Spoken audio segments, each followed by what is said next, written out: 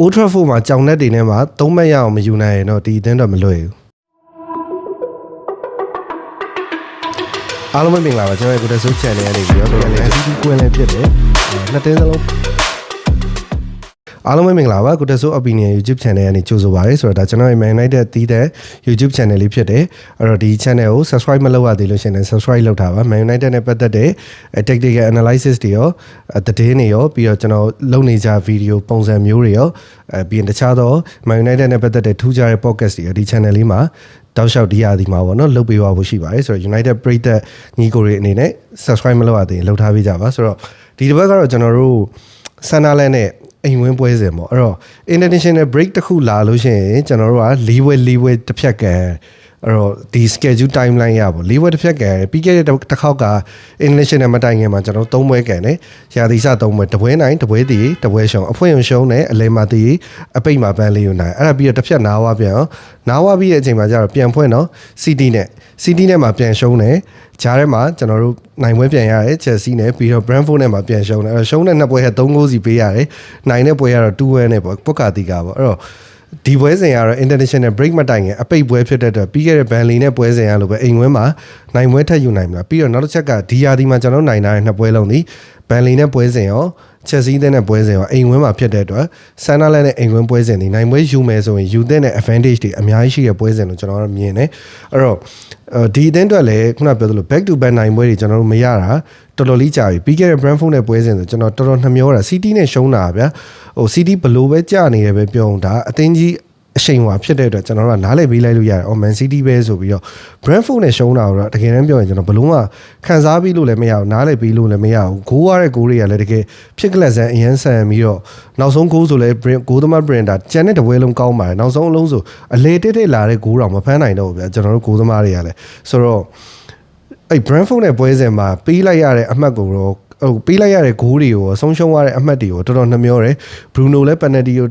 ပွဲစဉ်က6ပွဲပဲရှိသေးတယ်နှစ်ခါလွဲနေပြီတိုက်ဆက်ကစားသမားတွေလည်းအဆင်မပြေကွင်းလေကြီးကလည်းအဆင်မပြေ Brentford ရဲ့အဲ့လိုအိုဆိုးကြီးနေတဲ့ကွင်းလေတော့မှဘလို့မှကျွန်တော်တို့ရှင်းမကန်နိုင်ဘူးဖြစ်နေအဲ့တော့တကယ်တမ်း Chelsea နဲ့ပွဲကိုကျွန်တော်တို့ကန်ဂျမာကြောင့်ပဲဖြစ်ဖြစ်အကြောင်းကြောင့်ပဲဖြစ်ဖြစ်3မှတ်ရပြီးသွားပြီဆိုလို့ရှိရင် Brentford နဲ့ပွဲဒီတေချာပေါက်ကျွန်တော်တို့နိုင်ပွဲယူလိုက်ရမှာအဲ့လိုယူလိုက်လို့ရှိရင် Sunderland နဲ့ပွဲအတွက်လည်းအားရှိတယ်ကစားသမားတွေအတွက်လည်းပထမဆုံးဒါအမော်ရင်လက်ထက်မှာ back to back နှစ်ပွဲဆက်တိုက်နိုင်တဲ့ဟာဖြစ်တဲ့အတွက်ဒီပွဲစဉ်နိုင်သွားလို့ရှိရင် international break ကို3ပွဲဆက်အနိုင်နဲ့ကျွန်တော်တို့တွားလို့ရမှာအဲ့တော့ယုံကြည်မှုအရာရောပြီးတော့ momentum ပေါ့အရှိန်တစ်ခုပေါ့ဘောလုံးအသင်းတွေကကျွန်တော်အရှိဗီဒီယိုမှာလည်းပြောတယ်ဟိုနိုင်လိုက်ရှုံးလိုက်ဖြစ်တာတဲ့ဆိုင်နိုင်ရင်တောက်လျှောက်နိုင်လိုက်ရှုံးရင်အဲ့လိုရှုံးရင်တောက်လျှောက်ရှုံးသွားလို့ရှိရင်ငါတို့ကတပွဲပဲနိုင်ဖို့လိုတာငါတို့တပွဲနိုင်တာနဲ့ပြန်ပြီးတော့ step up ပြန်လုံနိုင်မှာဆိုရင်ယုံကြည်မှုမျိုးခံစားရတယ်ဗျအခုကျတော့ဒါကြီးကအစင်လာလို့ဖြစ်နေကျွန်တော်တို့ကနိုင်တလက်ရှုံးတလက်အခုကဘယ်လိုပဲတစ်လောက်တပွဲဟိုအလွန်ကြော်မှနှစ်ပွဲပေါ့ဒီလိုပဲနိုင်တယ်လို့ဖြစ်နေအဲ့တော့တစ်လားတစ်ခါမှလာတယ်လို့မျိုးတော့ဖြစ်နေဆိုတော့နိုင်ပွဲကအဲ့တော့ Sunderland နဲ့ပွဲစဉ်မှာတကယ်တမ်းပြောရရင်လက်ရှိခြေစွမ်းရ Sunderland ကိုနိုင်မယ်လို့ကျွန်တော်ဘလို့မှမယုံကြည်ဘူး Sunderland ဒီရာသီမှာအဝေးကွင်းတော့တအားကြီးကောင်းတဲ့ထဲမှာမပါဘူး Burnley ကိုတော့ရှုံးသွားတယ်ဒါပေမဲ့ overall ပြန်ကြည့်လို့ရှိရင်တို့ Aston Villa ကိုတရေကစားသွားတဲ့ပုံစံ Forest ကိုဂိုးမပေးအောင်ဆော့သွားတဲ့ပုံစံ Forest ဆိုလည်းတိုက်တာပဲကျွန်တော်အဲ့ပွဲဆိုကြည့် Forest ကိုဂိုးမပေးအောင်ဆော့ရပုံစံ Villa ကိုတယောက်ယော့နဲ့ဂိုးပေးလိုက်ရပြီးတော့မှအနိုင်ဟိုခြေပါကူးပြန်ရအောင်တိုက်တဲ့ပုံစံအဲ့တော့ Sunderland တကယ်တော့တန်းတက်လာတဲ့အသင်းတွေထဲမှာဆိုတိတ်ပြီးတော့အစိတ်မရှိဘူးလို့ထင်ထားတာပဲသူတို့က playoff အဆင့်ဟိုလာကြတဲ့ကဟိုအဆင့်6နဲ့လာတယ်ဟိုနောက်ဆုံးမိနစ်9နဲ့မှသူတို့နိုင်မွေးရပြီးတော့ Premier League ကိုတန်းတက်ခွင့်ရတယ်အဲ့တော့သူတို့အသင်းအနေနဲ့ဒါတအားကြီးဟိုဘယ်လိုပြောမလဲအထင်ကြီးခံရတဲ့အထဲမှာမပါဘူးဒါပေမဲ့နီးပြရောအားဖြည့်တဲ့ကစားသမားတွေရောတကယ်အကျိုးရှိတဲ့ကစားသမားတွေပဲ Premier League experience ရှိတဲ့ရှာကာလိုကစားသမားကိုခေါ်ရဲ captain ပေးတယ်ကွင်းလင်မှာ spine ကိုထိုင်ခိုင်းတာတယ်ပြီးတော့ Brighton မှာတကယ်ခြေစွမ်းခြေစား quality ကောင်းတဲ့ Edinburgh လိုကစားသမားတွေကိုခေါ်ပြီးတော့ဟိုတောင်ပန်တွေကနေအတိုးလောက်ခိုင်းတယ်ပြီးတော့အဲ့ Edinburgh လိုကစားသမားတွေအောင်မှာပုံမှန်နေရမရအောင်သူတို့ရဲ့ squad ကအရန် competition အရန်ပြင်းထန်တယ်လို့ပြောလို့ရတယ်အဲ့ဆိုတော့အသင်းလိုက်လက်တာစုစည်းတယ်ခံစစ်တအားကောင်းတယ်ခံစစ်ကပေးကိုလည်းအရန်နေတယ်သူနဲ့ကစားတဲ့အသင်းတွေဥပမာ Forest တို့ Villa တို့ဆိုတကယ်တကူရဖို့အခိုးထအောင်ကန်ရတယ်ဆိုတော့ဟ ခန်းစစ်တအားကောင်းတဲ့အသင်းဖြစ်တဲ့အတွက်တိုက်စစ်ကတော့ဒီလောက်ကြီးအားရစရာတော့တိတ်မရှိဘူးဥပမာ Brentford ကိုနိုင်တဲ့ပွဲစဉ်ဆိုလဲသူတို့penalty တကူလည်းပါတယ်ပြီးတော့နောက်ဆုံးမိနစ်ကြတော့မှဒါဖြစ်ထွန်းရတဲ့ဂိုးမျိုးပေါ့ဆိုတော့တိုက်စစ်ကတော့သူ့ level နဲ့သူ့အသင်းအနေထားနဲ့ကတော့ okay တယ် fine တယ်ဒါပေမဲ့တအားကြီးအနေရပေးနိုင်တဲ့အနေထားမျိုးမှာရှိသလားဆိုရင်တိတ်တော့မရှိနေဘူးဒါပေမဲ့ခန်းစစ်ကတော့တကယ် credit ပေးလို့ရတယ်ဂုဏ်တူးမှတ်ပေးလို့ရတဲ့ခန်းစစ်မျိုးမှာရှိတယ်အဲ့တော့ဒါ Sunderland ဆိုတာတကယ်တော့ကျွန်တော်တို့neutral ဘောလုံးပရိသတ်တွေအနေနဲ့ကြည့်လို့ရှိရင်အများကြီးလွမ်းနေခဲ့တဲ့တန်တက်အသင်းတွေမှာပါပါတယ်ဒါဒီလိုအသင်းနဲ့ပြန်ဆောင်နေဆိုတော့တကယ်အမှတ်တရဖြစ်မဲ့ Sunderland ဆိုတာအရင်ခေတ်ကလေးကစကြည့်လာတဲ့လူတွေဆိုသူတို့ရဲ့ဒါကတော့အဝေးကွင်းပေါ့နော်အခုကတော့အဝေးကွင်းဒါပေမဲ့သူတို့အိမ်ဝင်းသွားတဲ့တကယ် Stadium of Light ဆိုရင် Sunderland ရဲ့အိမ်ဝင်းဆိုလို့ရှိရင်အကုန်လုံးတကယ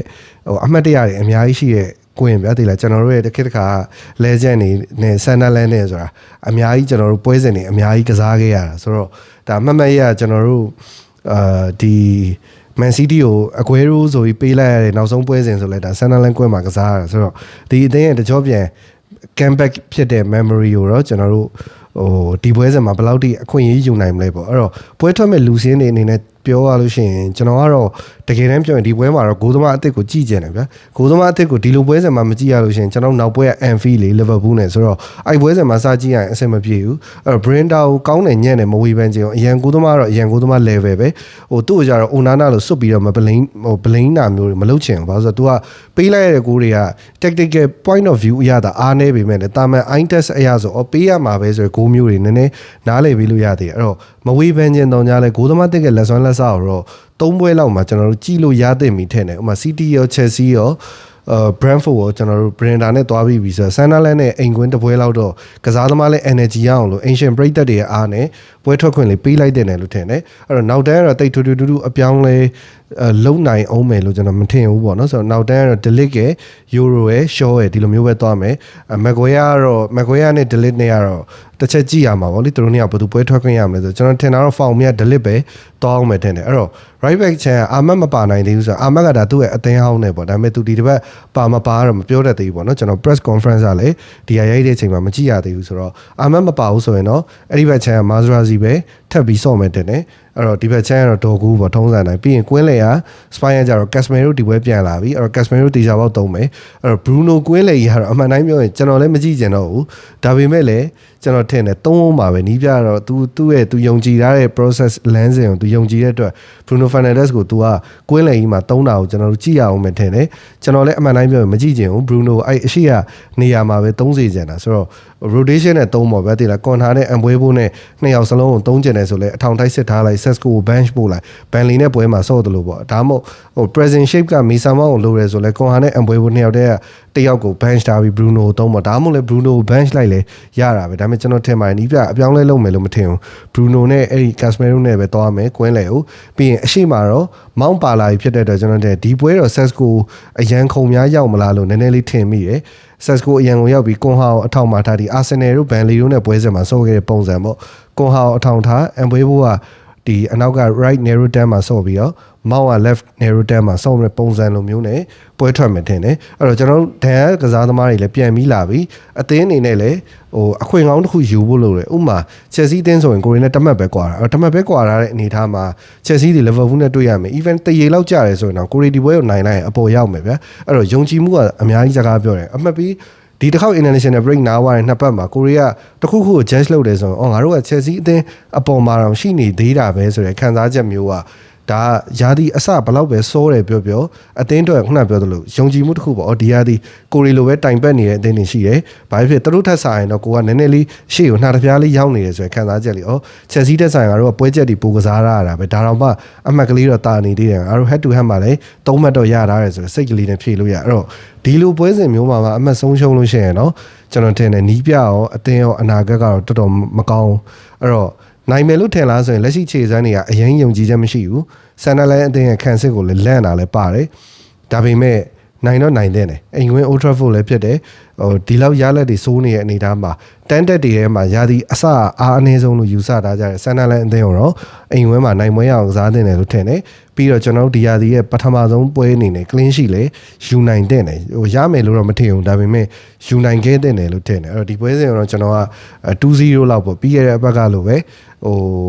တတိရှိနေပဲကျွန်တော်အနေနဲ့ခံမှန်းကြတယ်ဆိုတော့အဲ့လောက်တော့တကယ်လဲဖြစ်တပွဲလောက်တော့အဲ့လိုမျိုးပြက်သားရလက်လေးနဲ့နိုင်မယ်ဆိုရင်ဒီပွဲဒီဖြစ်ဖို့အတွက်အလားလာအကောင်းဆုံးလို့လည်းကျွန်တော်ထင်တယ်ဆိုတော့ညီကိုတို့နိုင်မယ်လို့ယုံကြည်ချက်ရှိလားခြေချုံမယ်လို့ထင်လားပွဲရလက်နဲ့ပတ်သက်ပြီးကိုယ့်အမြင်ကိုအောက်က comment ထဲမှာရေးခဲ့လို့ရပါတယ်ကျွန်တော်ပွဲပြီးရင်ဒီ channel မှာညီကိုရင်းနဲ့တူတူစကားပြောဖို့ live လာပါမယ်เนาะဆိုတော့အားလုံးကျေးဇူးအများကြီးတင်ပါတယ်အားလုံးပဲ see you ပါဝါသနာပါလို့ဘလုံးပဲကစားခြင်းနဲ့ညီကိုရင်းနေနဲ့ကျွန်တော်နဲ့လက်တွဲရတဲ့ football game မှာ3000ကြီးဒီအကောင့်ဝင်ပြီးစိတ်ချယုံကြည်စွာကစားလို့ရပါတယ် iBet ခွန်ရှိကို93လုံး Miss Sport Zone 1 bet တို့ပြင်ညီမကြီးနဲ့လည်းစိတ်ကြိုက်ကစားလို့ရတယ်ထိုင်းမှာရှိတဲ့ညီကိုရင်းနေနဲ့လည်းထိုင်းဘက်ဝင်နဲ့ကစားလို့ရပါတယ်အသေးစိတ်သိချင်တယ်ဆိုရင်တော့ Viber နံပါတ်3ကို63လုံး93လုံး53လုံးဆက်သွယ်ပြီးမေးမြန်းလို့ရပါတယ်